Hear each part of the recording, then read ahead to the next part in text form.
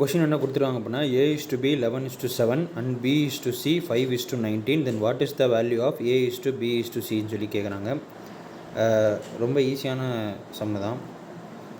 என்ன கொடுத்துருக்காங்க அப்படின்னா A:B வந்து 11:7 B:C.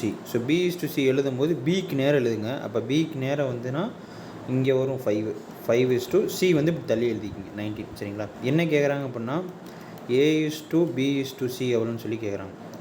ஸோ இது என்ன பண்ணுங்க அப்படின்னா இது வந்து 2 மெத்தடாக பண்ணலாம். ஒன்று வந்து எப்படின்னா ஃபஸ்ட்டு இந்த 11ஐயும் இந்த 11ஐயும் இந்த 5ஐயும் மல்டிப்ளை பண்ணிக்கிங்க. சரிங்களா?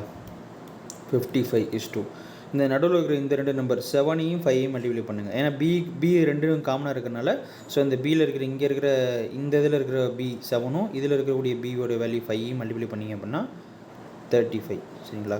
அடுத்த வந்து இந்த 7ஐயும் 19ஐயும் மல்டிப்ளை பண்ணிங்க அப்படின்னா என்ன வரும்? 7 9s are 63, 3 reminder 6, 7 1s are 7, 7 + 6 வந்து 13.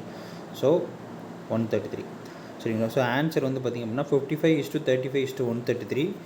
ஆப்ஷன் வந்து ஆப்ஷன் ஏ. சரிங்களா? இப்படி பண்ணலாம்.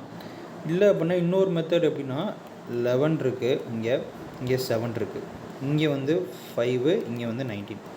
ஸோ இந்த 7க்கும் 5க்கும் எல்சிஎம் எடுத்தீங்க அப்படின்னா 35ன்னு வரும்.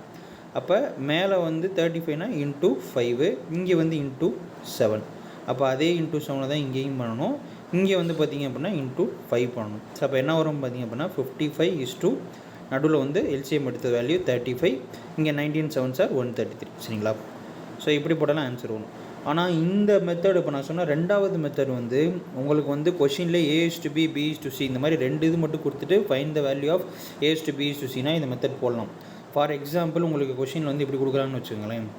A:B கொடுத்துட்டாங்க, அடுத்த B:C கொடுக்குறாங்க, அடுத்த C:D கொடுக்குறாங்க, அடுத்த D:E கொடுத்துட்டு find the value of A:B:C:D:E